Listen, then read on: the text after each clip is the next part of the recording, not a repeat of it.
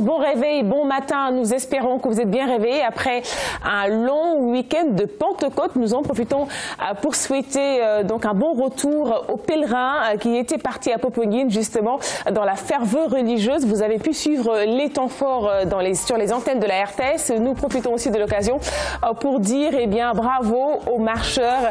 Vous savez, c'est un exercice de foi important et chaque année justement ils bravent la chaleur, la poussière justement pour être au contact de Marie. Merci beaucoup à eux. Comme d'ailleurs je vais remercier tout de suite pour avoir vraiment fait le déplacement nos deux invités. Nous avons du beau monde ce matin. Tout d'abord je vais commencer par Monsieur Harfal. Il est un ancien de la RTS, il a fait plus de 35 ans à la RTS. Il était là en 1972 lors des Jeux de Munich, lors de la télévision expérimentale. Ce matin il est là pour nous parler de l'amicale des anciens du centre de formation pédagogique section normale, un centre qui date de 1960 et justement d'où il a été pensionnaire. Bonjour Monsieur Fall, merci d'avoir accepté notre invitation. Bonjour. Merci, le plaisir pour vous.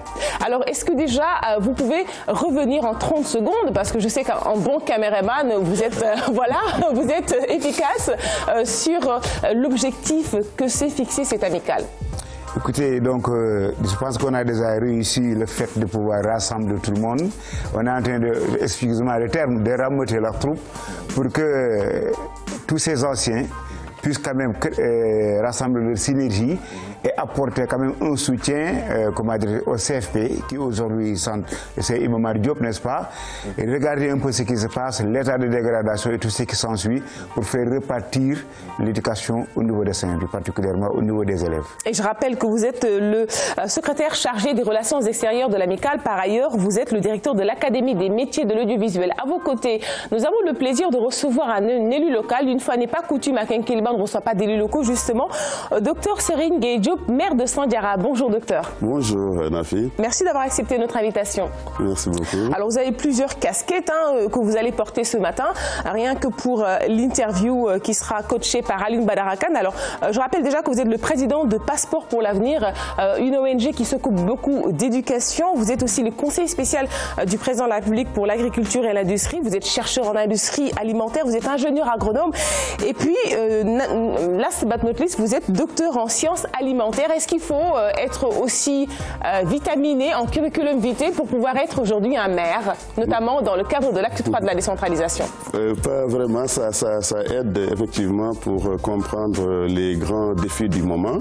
Mais ce n'est pas nécessaire. Je pense pour être un maire, il faut d'abord aimer sa commune, aimer sa population, apporter peut-être quelques innovations dans le développement local. Et nous en parlerons à 7h avec Alioune Badara Kane, que voici, que je présente. Bonjour. Bonjour. Ça va Alioune? Ça va très bien. Et ce réveil, ça n'a pas été dur après un très long week-end? Bon, ça a été quand même un peu dur, hein. Je l'avoue, hein, parce que ça a été un long week-end prolongé comme on dit, et des fois on a du mal à repartir, mais ça va. Alhamdoulilah. Avec Kenkeliba, l'effet du Kenkeliba, voilà. C'est un effet magique d'ailleurs, comme le sont les potaches qui vont retourner dès ce matin donc, à l'école. Il est là, lui c'est le consultant éducation de Kenkeliba, Massamba, comme tous les mardis. Bonjour Massamba. Oui, bonjour Nafi. Donc ce matin, on fera avec toi un focus sur le lycée de Sandiara, justement, qui a été donc porté sur les fonds baptisments par Monsieur Serine Gueye-Diop. Oui, un établissement scolaire qu'on a d'habitude appelé lycée fantôme. Qui a grandi, qui a fait du chemin et aujourd'hui qui offre beaucoup de perspectives à ces jeunes élèves de Sandiara et de façon générale du département de Mbour. Et on découvrira tout ça dans la première partie. Dans la deuxième partie à suivre, vous le savez, tous les mardis, c'est le rendez-vous du déco ou de la décoration, si vous voulez, de la déco, pardon, avec ce matin les parquets et les carreaux à imitation parquet, une chronique, vous l'aurez compris, signée notre consultant immobilier Moustapha Fall, qui nous rejoindra bientôt sur ce plateau. Pour l'heure, je vous propose de démarrer en douceur la journée avec la chronique horoscope signée Nafissa Sayer. Bélier. Attention, car des personnes peuvent vous flatter afin de mieux défendre leurs propres intérêts. On vous brosse dans le sens du poil. Soyez vigilants dans vos rapports avec les autres, surtout dans le cadre personnel. Taureau, nul ne peut vous détourner de votre objectif si vous avez décidé quelque chose. Vous êtes une vraie tête de mule. Vous ne voulez rien lâcher et ne montrez aucun signe de faiblesse en apparence. Gémeaux, Un bras de fer assez éprouvant peut se jouer avec votre direction ou avec des personnes qui ne vous veulent pas que du bien dans votre travail. Restez sur vos gardes et ne vous énervez pas. Gardez votre sang-froid. Cancer. Une franche et saine explication s'impose avec un proche qui vous met des bâtons dans les roues depuis plusieurs semaines. Vous ne pouvez pas toujours prendre sur vous. Dites ce que vous avez sur le cœur et ce que vous pensez vraiment. Lion, vous pouvez user d'astuces pour démêler une situation complexe et parvenir à vos fins.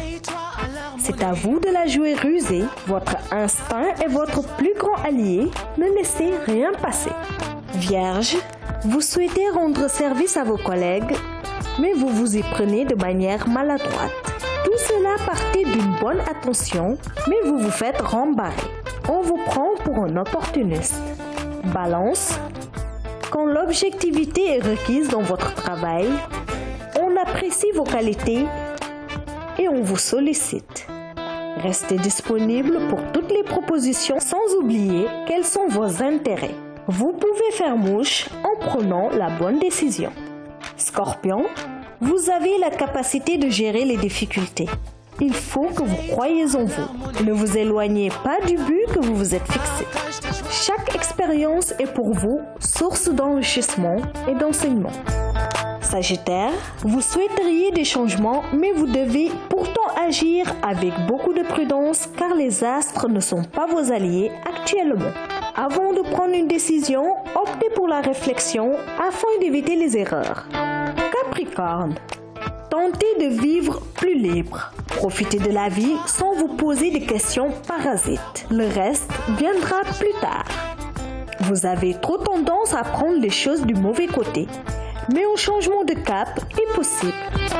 Verseau, prenez des initiatives professionnellement. Elles seront utiles à votre progression et peuvent même se révéler des plus productives et rentables dans le futur. Vous pouvez avoir de bons résultats si vous prenez le bon rythme. Poisson, on vous demande un travail de recherche dans votre job et vous ne sentez pas du tout l'affaire. Prenez votre mal en patience et acceptez d'y consacrer du temps. Cette mission peut vous permettre de vous valoriser si vous la menez à bien. C'était tout pour votre horoscope du jour. Excellente journée. Et à suivre les conseils avisés de Nafissa Ayer. J'imagine que René Léon va suivre ses conseils, même s'il nous vient de Popenguine. Bonjour René. Bonjour Nathalie. Comment ça a été la marche et puis ça s'est bien passé dans l'ensemble, il faut le dire. Le recueillement. Ça va, le recueillement. J'espère que tu as prié pour nous. La dévotion. Tout s'est bien passé. C'est parfait. En tout cas, tu as bonne mine et c'est parti pour ton flash. Mesdames et messieurs, bonjour. Ravi de vous retrouver pour cette édition de la matinale à la une de l'actualité ce matin. Le Sénégal et la Gambie sont tombés d'accord sur plusieurs points suite à des pourparlers très intenses hier.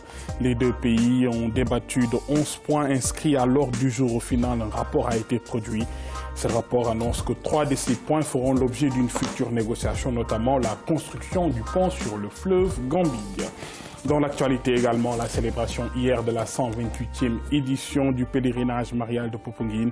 Comme chaque année, ils étaient des milliers de fidèles venus des différents diocèses du Sénégal et de la sous-région à prendre part à la grande messe solennelle. Monseigneur Jean-Noël Diouf, qui a présidé la messe, a accordé une large fenêtre à la miséricorde. Vous l'entendrez tout à l'heure. Et puis, le reportage du jour, depuis quelques jours, eh bien, le marché est bien approvisionné en poissons.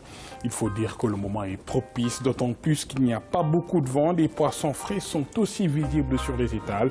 Et du côté des clients, les prix sont jugés très abordables. Voilà pour le menu de ce mardi matin, mesdames et messieurs. Restez avec nous. Le développement de tout cela, ce sera bien sûr dans quelques minutes. Tout à l'heure. Merci beaucoup René pour nous avoir donné l'aperçu de ce qui sera ton journal à 7h20. On poursuit le bloc d'infos avec la revue des titres.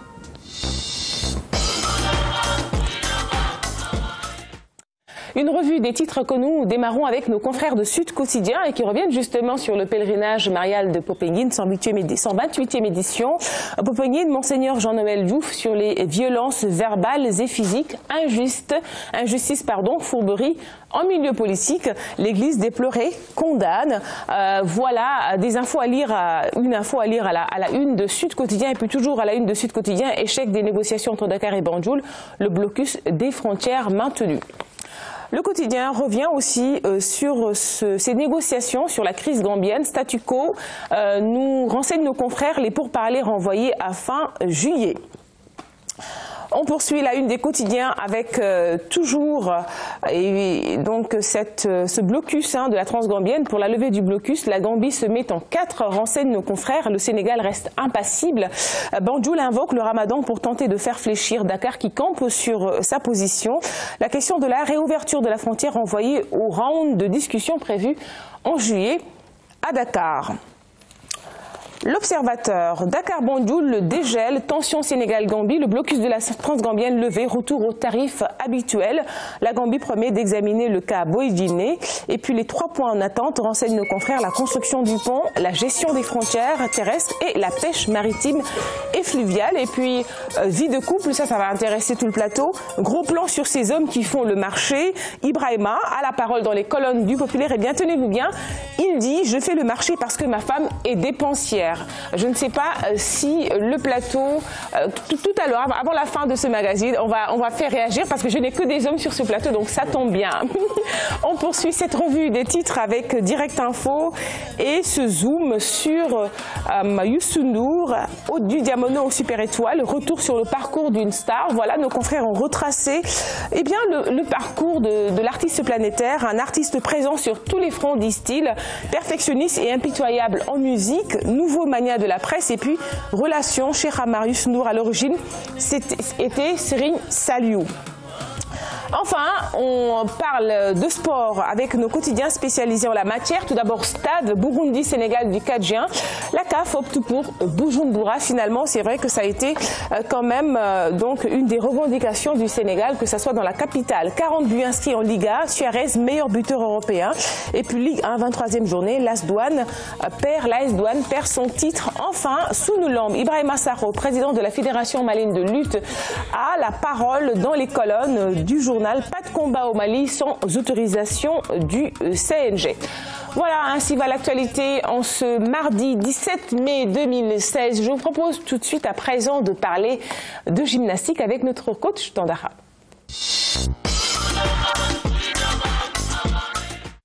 Nous sommes à Sacré-Cœur. Alors Sacré-Cœur, pour faire quoi? Pour continuer notre gym. Mais je vous propose dans un premier temps un exercice cardio. L'exercice cardio avec le maître des lieux. Et vous le savez, ce sont des filles, ce sont des dames qui pratiquent ici. Et le plus souvent, vous avez des asthmatiques que nous allons demander à notre coach. Il s'agit de Sergent Béton qui va nous dire exactement la catégorie de personnes qui travaillent ici. Salut les amis, ça va, je me présente. Je m'appelle Gaël Diakhassissé, mais plus connu sous le nom de Sergent Béton. Je suis coach moniteur de gym, en même temps coach de Kung Fu. Actuellement, je suis le champion du Sénégal, je suis médecin tournoi première dan. Et là, derrière moi, ce sont mes élèves. Il n'y a que des filles. Elles sont en train de faire du cardio. Voilà, allez, merci Sergent Béton, c'est du travail donc cardio. Alors, regardez, ça c'est une chorégraphie. Le mouvement d'ensemble, alors ceci est très important pour ce travail. Évidemment, on a souvent dit que dans ce genre de travail, il y a son volet ludique. Et regardez encore ces bras qui sont balancés en l'air. Évidemment, même si peut-être à un moment donné, la chorégraphie, eh bien, ça laisse un tout petit peu à désirer. Mais tout de même, eh bien, c'est un exercice qu'il faudra surtout faire avec un rythme assez soutenu. Et donc, si le rythme est soutenu, eh bien, le travail, il est bien fait. Voilà ce qu'est l'exercice cardio. Et donc, sous la direction de Sergent Béton, évidemment. Alors, regardez cette autre facette avec les bras qui vont justement le prolongement du genou. Et donc, c'est formidable tout de même. On va les encourager, ces demoiselles, ces jeunes filles qui pratiquent cet exercice cardio-respiratoire, puisque c'est important. Voilà, je rappelle que nous sommes en plein air, nous sommes à Dakar-Sacré-Cœur. Alors, croyez-moi, ce n'est pas pour venir faire de la danse, mais ça travaille évidemment ce côté ludique. Mesdames et messieurs, vous avez donc compris la catégorie de femmes qui travaillent ici avec le sergent béton, ici à Sacré-Cœur. C'est vrai que c'est un milieu ouvert et c'est surtout celles-là qui sont asthmatiques, donc qui préfèrent venir travailler ici sur des recommandations. Alors j'espère que vous avez beaucoup aimé déjà ce premier exercice cardio et nous serons encore là demain. Inch'Allah, coach, merci beaucoup pour les conseils. Allez, on poursuit avec la chronique éducation avec Massamba Thiam. La chronique éducation, j'appelle Massamba Thiam à me rejoindre. On va parler d'un lycée, c'est le lycée de Sandiara. On parlera aussi de la carte scolaire. D'ailleurs, je vous propose tout de suite de suivre ce reportage. Il est signé Massamba Thiam. Sandiara ou Sangara pour dire Jean est venu. La commune située à 20 km après Bourg est peuplée de Sérères dans la plupart de ses villages.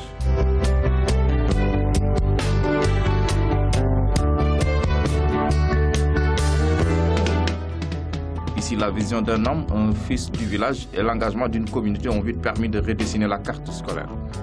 En 2002, le docteur Serigne Gueye Diop, puisque c'est de lui qu'il s'agit, appelle à la construction d'un collège. Pour plusieurs raisons, rares étaient ceux qui y croyaient. D'aucuns ont même parlé d'un lycée fantôme. Au départ, le lycée donc n'était pas autorisé par l'académie. Donc des profs qui venaient de Demba Diop venaient ici pour enseigner. Et pour la petite histoire, il fallait partir donc au niveau des familles, convaincre les parents pour qu'ils puissent retirer leurs enfants qui étaient déjà inscrits à Bourg pour construire les premières classes. Donc les parents avaient fait confiance à Serigne parce qu'ils savaient donc qu'il avait une vision futuriste. Une confiance gagnée suite à une grande opération de sensibilisation adossée sur des actes forts. Avec la mobilisation de la communauté, le projet prend forme lentement, mais sûrement. Le CM a commencé à fonctionner avec l'intervention des premiers profs qui venaient donc de Bourg. Et donc, le paiement de ces profs était pris en charge par donc, la communauté rurale d'alors. Donc, c'est le lycée qui a commencé par lycée fantôme. Pourquoi? Parce qu'on avait créé le lycée sans moyens ni rien, mais lui, avec ses partenaires, ils sont venus, ils nous ont épaulés jusqu'à ce qu'actuellement, on peut évaluer ce lycée à plus de 800 millions. Un lourd investissement qui a permis à l'établissement d'être une référence au Sénégal. Avec sa salle informatique, son réseau électrique, un système d'adduction d'eau, une grande bibliothèque, un bois d'école, etc. Ce qui était devenu un lycée fantôme au départ est maintenant un véritable joyau. J'ai fait le tour de beaucoup de lycées. Récemment, j'étais à Kolda pour le Recyclab.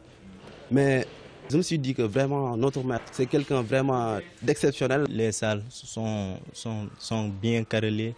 Il y a des tables bancs suffisants et il y a une bibliothèque. Vraiment, c'est un visionnaire. Construire un lycée, lui doter donc d'une cantine scolaire parce que simplement, les élèves qui fréquentent ici viennent des villages assez éloignés, 7 à 8 km. Démarré en 2002 avec 2 salles de classe et 37 élèves, le projet a fait son bonhomme de chemin. Aujourd'hui, le lycée a 27 classes, de la 6e à la terminale. Le bijou est considéré dans le département de Mbour et à travers tout le pays comme un lycée d'excellence. On a plus de classes de scientifiques que de classes de littéraire. Et ça, c'est très important. Parce que pour développer un pays, il faut d'abord la science, la technique. Nos élèves de terminale S1 ont remporté des concours de mathématiques. Et l'année dernière, il y a un élève de L qui a remporté le prix de poésie en club de littérature, d'art et de philosophie. Et ça a été reconnu au niveau national. Que ce soit au niveau du BFM comme au niveau du bac, nous avons toujours de très bons, nous avons toujours dépassé le taux donc, n'est-ce pas, le taux national. Créé pour freiner l'exode scolaire, première cause de déperdition dans nos écoles, le lycée de Sandiara accueille aujourd'hui près de 2500 élèves, dont la majorité sont des filles. Une véritable révolution dans cette partie du Sénégal, longtemps marquée par l'abandon précoce des filles. À l'époque où il n'y avait pas l'établissement, mais nos élèves étudiaient à Demba Diop. où donc les conditions sociales de logement n'étaient pas ça.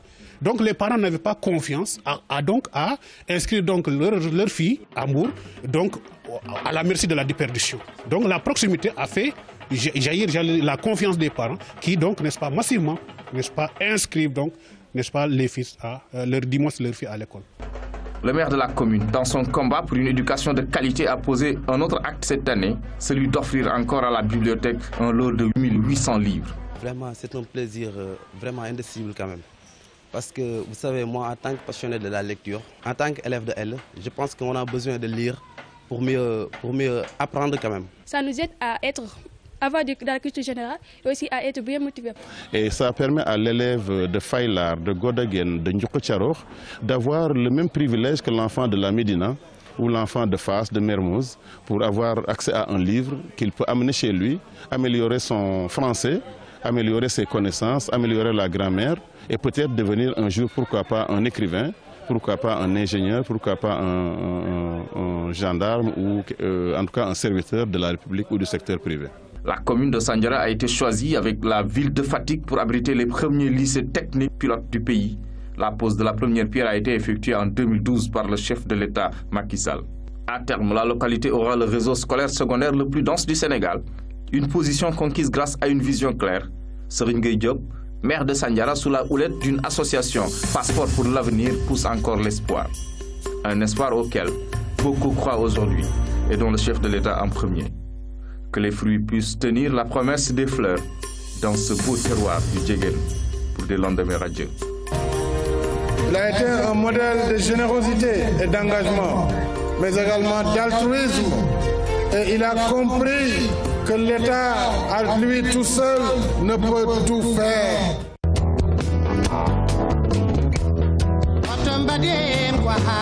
Voilà, donc on l'a vu, c'est vrai que Sandiara, réputé jadis pour son marché hebdomadaire et aujourd'hui à Mettre en tout cas fait partie donc des localités sur qui compter dans le domaine de l'éducation. Tu as presque tout dit Massamba dans ton sujet, mais déjà deux mots. Donc on l'a vu, un lycée au départ jadis fantôme mais bien réel. Est-ce que toutes les interventions ont eu l'impact recherché, l'effet recherché depuis 2002, c'est-à-dire depuis le projet, la naissance du projet?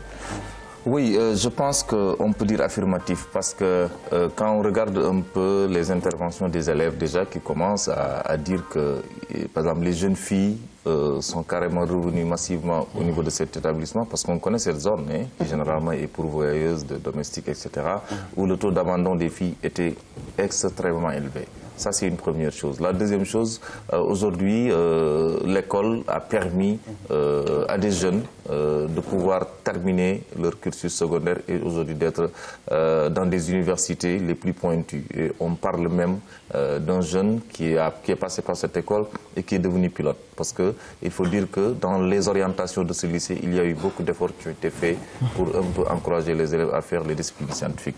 Donc je pense que tout ça réuni montre qu'effectivement ces investissements commencent à avoir un impact sur le plan du reboisement, sur le plan de l'environnement, mais également sur la qualité des études. Et tu as aussi parlé à la fin de ton sujet d'un centre, en fait d'un lycée professionnel et technique, aussi bien à Sandiara qu'à Fatick. Qu'en est-il? Oui, ce qu'il s'agit aujourd'hui, c'est de pouvoir créer des lycées qui devront permettre aux élèves, une fois arrivés en classe de 3e, s'ils échouent au BFM, qu'ils trouvent déjà des filières sur place qui leur permettent de faire des formations sur place. Et je pense que ça aussi c'est important parce que c'est pour l'instant 2 lycées pilotes qui ont été annoncés. Aujourd'hui à Sandiara en tout cas, les chantiers ont bien avancé. Vous avez la possibilité de voir les bâtiments où il y a les salles de cours. Vous avez également aussi les sous-lycées qui sont presque des ateliers qui vont permettre aux élèves d'allier pratique et théorie. Et ça, je pense que le maire y reviendra. Absolument. On termine par l'agenda de l'éducation. Oui, donc l'agenda ce dimanche déjà à Kaffrine, un festival du sport scolaire. Oui, je pense que ça fait partie un peu des projets que le ministère de l'Éducation nationale et particulièrement l'Académie de Kaffrine A, qui le fait depuis 2 ou 3 ans, qui prend ses propres initiatives pour encourager le sport scolaire. L'année dernière, c'est le ministre du Sport lui-même qui était allé présider la cérémonie. Cette année également, la cérémonie aura lieu ce dimanche. Et ça réunit toutes les écoles qui ont compétit au niveau de la région de Kaffrine, qui vont passer 2 jours sous forme d'Olympiade et qui jouent jouent ensemble sur plusieurs disciplines. On va chez toi, Dara Djolof, lancement officiel du projet Ressources numériques pour tous. C'est ça, Ressources numériques pour tous, donc on en a un peu parlé ici. Il s'agit un peu des disciplines en souffrance, comme les mathématiques, les sciences naturelles, les sciences physiques, où avec l'appui de notre service, la télévision scolaire, il y a eu une production de ressources, donc de vidéos qui ont permis, qui ont été distribuées au niveau des lycées. Parce que les élèves de terminale qui avaient des problèmes avec ces profs ont visionné, ils ont travaillé avec. Maintenant, le ministère de l'Éducation nationale organise la cérémonie qui sera présidée par le ministre Dara Djolof, donc chez nous. Chez toi. Alors à Kaolack, lancement de la Semaine nationale de base. Oui, ça, il s'agit de la traditionnelle semaine de l'école de base qui a souvent amené les populations à aller retourner à leur école, à tous les acteurs de faire des gestes. Cette année, c'est axé carrément sur la lecture. Qu'est-ce qu'il faut faire avec la communauté pour que les élèves lisent? Et ça, le lancement officiel aura lieu à Kaolack et sur toute l'étendue du territoire national, il y aura beaucoup d'activités. Et il y a même une activité qui a été décentralisée et parrainée au directeur général de la RTS, Racine Talla. Parfait, on suivra tout ça, évidemment. Allez, merci beaucoup Massamba pour cette belle chronique ce matin. On enchaîne avec la chronique invitée. Merci. Tout d'abord, on va recevoir M. Serine Diop, Serine Gueye Diop. Il est le président de Passeport pour l'avenir et donc une ONG qui s'occupe d'éducation. Il est surtout le maire de Sandiara dont on vient de parler. Dont on vient de parler. En tout cas, on le voit avec toutes ces actions-là qui sont portées en tout cas dans le domaine de l'éducation. Sandiara pourrait un jour, pourquoi pas, abriter une université. Je pense quelque part que cela fait partie de vos objectifs, Michel le maire. C'est vrai, c'est vrai. Je pense que c'est important que ces zones rurales du Sine, du Fouladou, un peu partout, en tout cas du Sénégal, puissent rattraper ce retard lié à la connaissance. Je pense que l'objectif ici fondamentalement c'est offrir un accès à la connaissance, qu'elle soit scientifique, littéraire, à ces jeunes qui doivent maintenant travailler très dur pour pouvoir arriver au niveau international, je dirais. Et c'est un peu le but. Nous pensons que la meilleure façon de faire émerger, disons entre guillemets, ces familles rurales, ces paysans, ces éleveurs, c'est leur offrir une éducation de proximité, qui commence d'abord par la maternelle. On a 25 écoles primaires dans ma commune, de 30 villages, qui va ensuite venir à l'école secondaire, ça qui nous manquait, puisqu'en 2002, moi j'ai dû aller faire mon bac à Saint-Louis, non pas à Saint-Louis, à Kaolack, au lycée Gaston Berger à l'époque. Et je voulais maintenant m'assurer qu'ils aient plus de chance, en tout cas, de ne pas devoir bouger de leur zone rurale pour aller à l'école. Même la prochaine étape, évidemment, c'est le lycée technique, pour ceux qui n'ont pas, ceux qui ont envie, c'est pas forcément pour ceux qui échouent. Hein. Pour moi, le lycée technique, c'est pour les jeunes qui ont envie de devenir informaticiens après le brevet, avoir un BTS et venir servir leur zone, surtout avec cette notion de formation duale. Et puis plus tard, effectivement, je pense que Mbour doit avoir une université, qu'elle soit implantée à Sandiara ou dans l'une des 16 communes. Mais certainement, vous allez vous battre pour que Sandiara puisse recevoir cette université-là. Certainement. Mais votre initiative est très originale, dans ce sens que, quelque part, elle est portée par une association et non la collectivité locale que vous dirigez. Pourquoi cela? Qu'est-ce qui justifie une démarche aussi originale? Oui, d'abord, je n'étais pas le maire. Hein. Moi, je suis juste maire il y a 1 an et demi. À l'époque, j'étais un simple citoyen de Sandiara, quelqu'un qui avait envie de donner quelque chose en retour, de renvoyer l'ascenseur aux autres. J'ai eu la chance, comme je vous le disais tout à l'heure, d'avoir fait des études dans les plus grandes universités du monde, hein, en France d'abord, au MIT de Boston, et puis j'ai eu une carrière également, comme je le disais, je suis chercheur scientifique, donc j'ai fait les études que je voulais faire. Et alors la question se pose, qu'est-ce que je fais maintenant pour les autres? Comment j'aide les jeunes de ma commune, justement à pouvoir en tout cas suivre soit mon chemin ou une partie de mon chemin, peu importe. Et l'idée en 2002, c'était de se dire maintenant, on va créer une association avec tous les gens du village, on va se dire, on n'attend pas l'État, on commence par faire un collège. Donc c'était ce collège où on a appelé tout le monde, les vendeuses d'arachides, les vendeurs de bœufs, tout le monde, tous les villages, en leur disant, écoutez, on va faire un collège et chacun doit donner quelque chose. Évidemment, c'est à nous d'offrir les sommes les plus importantes, mais certaines personnes ont cotisé 200 francs par là, 1000 francs par ici, les associations de femmes surtout. Alors l'idée c'était de créer, et on l'a fait en 2002. On a commencé avec 27 élèves, comme on disait tout à l'heure dans le reportage. Et après, on est allé très vite. En 2012, ces 27 élèves et ces 200 cas sont devenus 2800 élèves.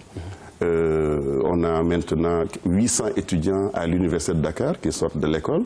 Avant, on avait 1 ou 2 bacheliers par année, en tout cas de mon temps. J'étais le seul bachelier, je crois, l'année où j'ai eu le bac. Personne n'arrivait au bac à cause de ces conditions de cycle. Aujourd'hui, on en a 100 à 120 aujourd'hui.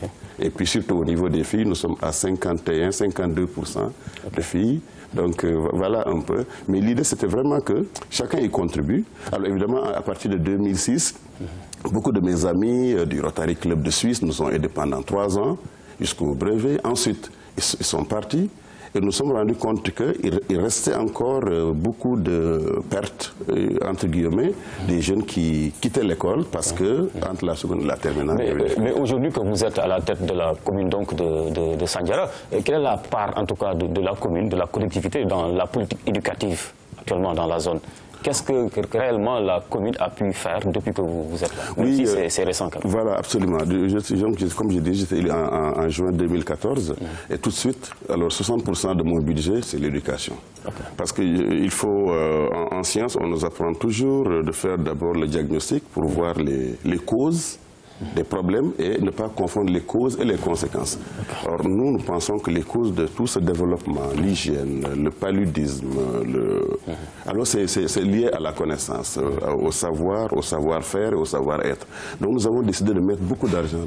Aujourd'hui, la commune continue donc d'investir dans l'éducation. Nous avons au niveau primaire notre politique dans les 5 ans, c'est 0 abri provisoire. On en a 11. On a éliminé déjà 2 salles de classe l'année passée. Cette année, on va en construire 4 autres. Ensuite, au niveau des lycées, nous avons décidé qu'on doit avoir d'autres lycées de proximité avec des lycées dans les villages, carrément. Ce n'est plus Sandiara maintenant. Sandiara, nous devons réduire le nombre d'élèves par classe dans le cadre du paquet dont on parlait tout à l'heure, la qualité. Et maintenant, l'idée, c'est d'avoir un lycée à 4 km de là, comme ça. Et après, d'offrir aussi aux élèves une autre chance, c'est d'avoir un métier maintenant. Parce que dans ce pays, tout le monde veut aller à l'université. Or, ce n'est pas possible et ce n'est même pas économiquement intéressant pour notre pays. Il faut qu'il y ait des jeunes qui aillent faire donc la formation professionnelle. Et Sandiara, c'est le premier modèle en la matière. Alors, Michel Lemaire, vous l'avez dit, 60% du budget, en tout cas de la commune de Sandiara, est alloué à l'éducation. Cela nécessite forcément une enveloppe financière assez importante. Comment parvenez-vous à mobiliser tous ces fonds-là? Oui, alors... Quand on sait un peu la modicité des budgets de nos communes. Non, il ne faut surtout pas s'en limiter au budget des communes. Aujourd'hui, une partie de ce budget, par exemple, va loger les étudiants à l'université de Dakar. Par exemple, tous nos 800 étudiants, chaque année, nous essayons de leur offrir une somme à leur association pour pouvoir loger les filles, loger les garçons autour de l'université. Ensuite, il y a les fournitures scolaires. Alors, notre politique, c'est deux stratégies. D'abord, le plaidoyer au niveau de l'État. Il faut qu'on sensibilise l'État, les ministères, l'industrie à pouvoir aider la commune. Ça, c'est vraiment le premier axe sur lequel nous travaillons. Mais l'autre, c'est justement aller profiter donc de notre carnet d'adresses pour pouvoir faire venir d'autres investisseurs, d'autres ONG, le Rotary Club de Morges. J'étais en Suisse pendant une bonne vingtaine d'années. D'autres amis américains. Moi-même, je suis aussi donateur en tant que président du Passeport pour l'avenir. Aujourd'hui, donc, nous voulons renforcer le tissu. Maintenant, de manière beaucoup plus générale, l'acte 3 nous donne quand même des avantages, des droits ou des possibilités beaucoup plus importantes que ce qu'on avait avant. Parce qu'aujourd'hui, en tant que maire, je peux aller tout simplement solliciter directement une autre mairie de New York ou de France pour pouvoir avoir des financements. Je peux aller trouver une banque pour demander le financement d'un projet rentable. Et je peux aller également demander à des personnes privées de nous aider à construire un hôpital, de mettre en place une gendarmerie, etc. C'est très très important et ce qu'on essaie de faire dans notre... J'ai une question par rapport à ça, justement. Alors, vous êtes maire. Auparavant, parce que c'est juste depuis un an que vous êtes maire, vous étiez engagé donc citoyennement et puis finalement dans beaucoup de choses, vous êtes un mécène. Ma question, c'est est-ce que vous pensez qu'aujourd'hui, par rapport aux élus locaux, est-ce qu'il leur faut quand même un bon carnet d'adresses pour pouvoir prétendre donc administrer et des citoyens. Est-ce qu'aujourd'hui, avec l'acte 3 de la décentralisation, justement, vous pensez qu'il faut aussi repenser une nouvelle manière d'être maire? Je pense que, tout à fait, je suis convaincu qu'aujourd'hui, on ne peut plus être maire en comptant uniquement sur l'État. Je pense qu'il va falloir d'abord avoir un programme politique, économique et social. Voilà, nous, ce qu'on a fait, ce qu'on a appelé le plan Sandiara émergent. Vous avez vu quelques reportages sur Sandiara. Ah oui, parce qu'en plus, ça tombe bien, PSE. Voilà, c'est PSE. Oui. Merci. Alors, l'idée, c'est de dire où est-ce que j'ai envie d'amener ma commune dans 10 ans. Et à l'image du grand PSE, alors nous avons mis en place un PSE. Donc, il y a effectivement cette réflexion prospective. Se dire quels sont les problèmes et comment on les résout. Et ça se décline donc comme l'axe 3, le plan Sénégal émergent, sur comment restructurer l'économie d'abord. En la matière, nous avons décidé de mettre en place une zone industrielle. C'est la zone industrielle de Sandiara, c'est comme Diamniadio, c'est 50 hectares. Nous avons 3 usines actuellement en marche et l'objectif, c'est d'arriver à 15 usines dans les 3 prochaines années. Il y en a 15 qui sont inscrites. Ensuite, on s'est dit comment aussi développer les villages. Et là, c'est du courant. On est en train d'électrifier tous les 25 villages de la commune. On sait sans électricité, l'économie ne peut pas vraiment se développer. Les femmes, voilà. Donc c'est très important, à mon avis, aujourd'hui pour être maire, de pouvoir faire cette réflexion, ou de se faire aider en tout cas, mais aussi de trouver d'autres ressources, d'autres investisseurs étrangers ou locaux pour pouvoir vraiment renforcer l'économie sur place. Donc, Monsieur le maire, si je vous comprends bien, en tout cas, donc, toutes ces compétences-là que l'acte 3 de la décentralisation vous a transférées ne vous empêchent pas de dormir. Vous n'avez pas de cheveux blancs. Vous avez suffisamment, suffisamment les moyens de votre politique. Pas du tout, pas du tout. Disons que l'État a pris une décision politique. Okay, mais est-ce que vous en avez les moyens aussi? On n'a pas forcément les moyens aujourd'hui parce que, vous savez, c'est un processus. Quand vous faites des réformes, c'est comme la démocratie, comme l'indépendance de 1960, vous n'avez pas forcément les moyens ni intellectuels, ni les ressources humaines forcément, ni les moyens économiques. Mais ces moyens, justement, il faut innover. Il faut se dire, qu'est-ce que je fais? J'attends que l'État me transfère tout ou je dois faire quelque chose. Alors, l'État, nous devons tous faire un plaidoyer en tant que maire. Moi, je suis convaincu dans le futur, à l'image des pays où j'ai travaillé, en tout cas comme la Suisse, la France ou l'Allemagne, nous devons décider juste de transférer une partie du budget de l'État aux maires. Est-ce que c'est 10%, 20%, 30%, ce que j'ai vu dans d'autres pays. Ça permet de responsabiliser les maires et de leur donner suffisamment de ressources, 1 milliard par exemple par commune, et leur dire, ok, maintenant développez votre zone, on vous a transféré des compétences. Ça c'est une de mes propositions, je l'ai déjà dit lors de la réunion du congrès des maires. Mais nous ne devons pas forcément attendre que l'État fasse cela, nous devons aussi prendre nos propres initiatives, aller voir des partenaires et surtout faire justement ces plaidoyers, profiter des programmes justement de l'État, le Promoville, il y a aussi le FONSIS qui fait beaucoup pour les communes maintenant, le FONGIP qui aussi offre des possibilités de financement pour les... Donc vous n'êtes pas du même avis que certains de vos pairs qui disent qu'en tout cas la réforme a été un peu précipitée? Non, pour moi les réformes ne sont jamais précipitées. Je pense qu'il faut toujours distinguer une décision politique où un État décide que maintenant je vais en avant. Je renforce ma démocratie et je renforce les politiques de décentralisation. Maintenant, là, ce dont on parle, c'est l'accompagnement au niveau économique, financier, l'accompagnement au niveau des ressources humaines.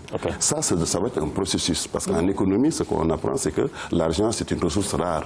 On ne peut pas tout avoir au même moment. Maintenant, c'est à nous de convaincre l'État qu'il faut maintenant prendre une partie du budget national, tout simplement, mieux le répartir et donner aux communes des moyens. Et ce n'est pas seulement des moyens financiers.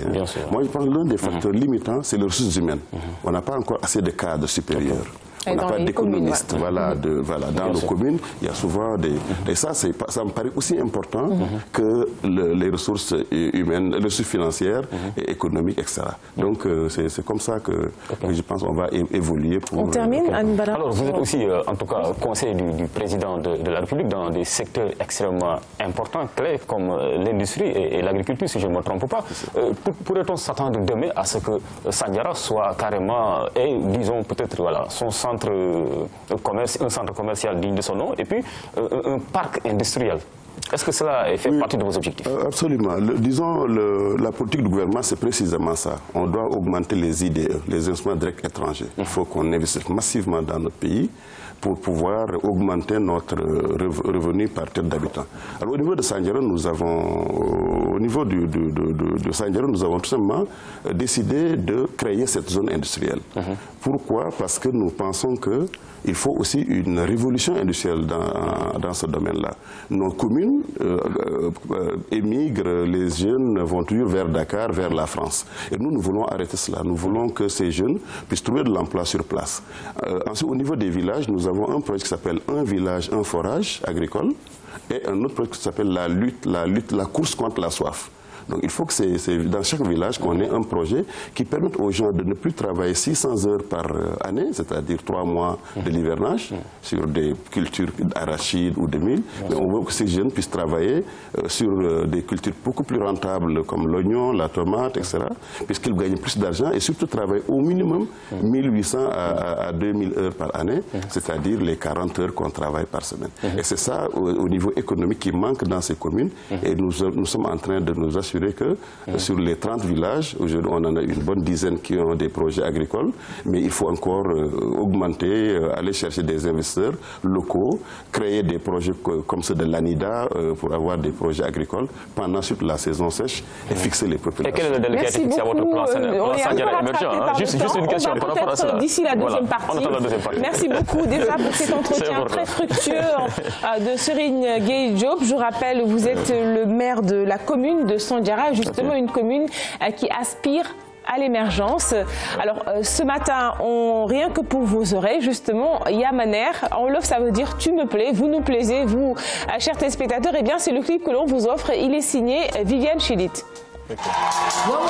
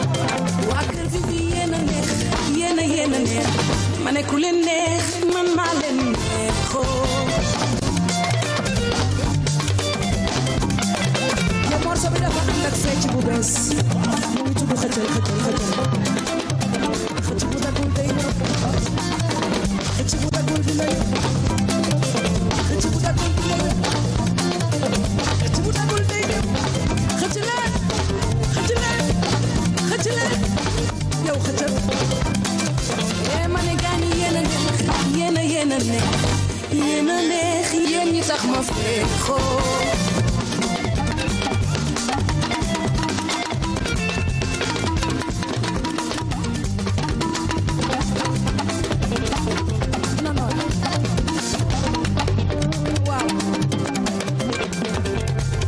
su ma leen di xool sama xol day neex man ba mel ni ku gis oor ci baaraam fu xees man buggu leen lu tiis yéena ma ni man maay seen miis xaaral ma waxu gaaw balaa ñu may raw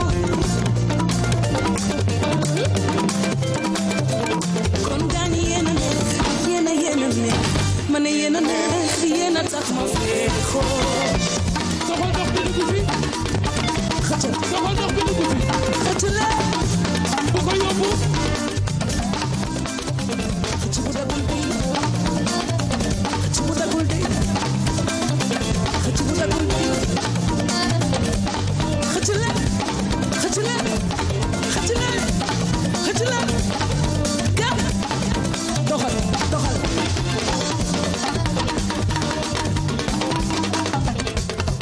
Voilà, c'était Viviane Chidid à l'instant sur le plateau de Ken Keliba et on l'offre à René Léon, que voici. Son journal, c'est tout de suite.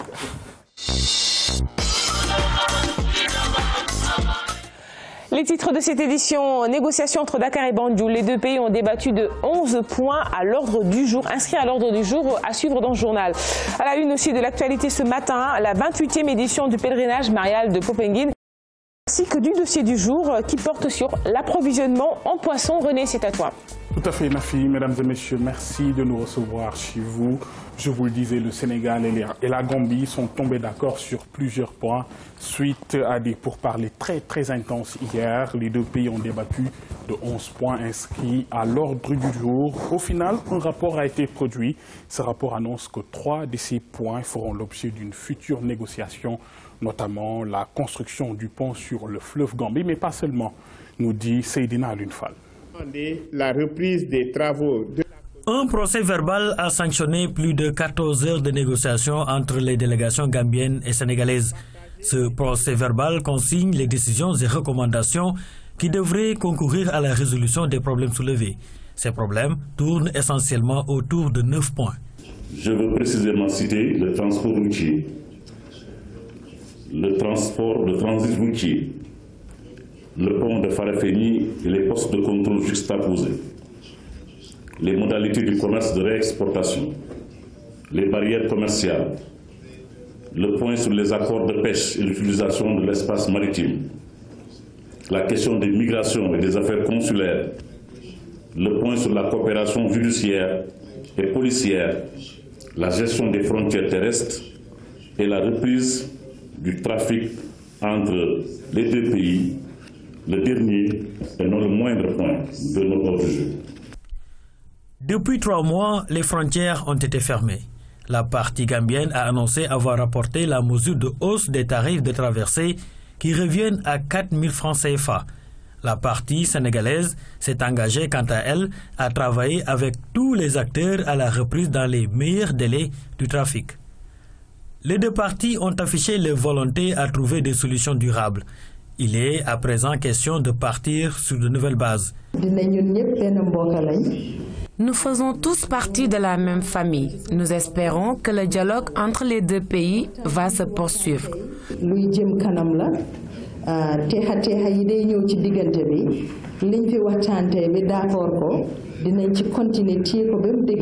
Parfois, des problèmes peuvent survenir, mais nous allons travailler à minimiser les conflits.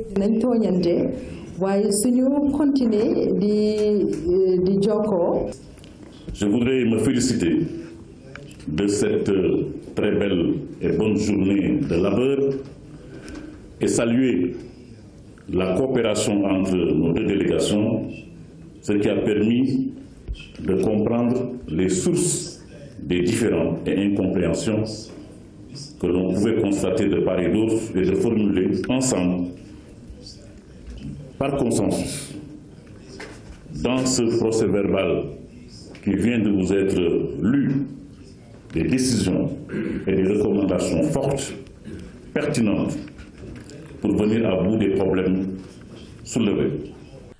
La partie gambienne avait émis des réserves techniques concernant la construction du pont qui doit relier les deux pays. Les deux délégations se sont donné rendez-vous au mois de juillet pour analyser et trouver des solutions afin de démarrer les travaux. Autre titre, ce matin, la célébration hier de la 128e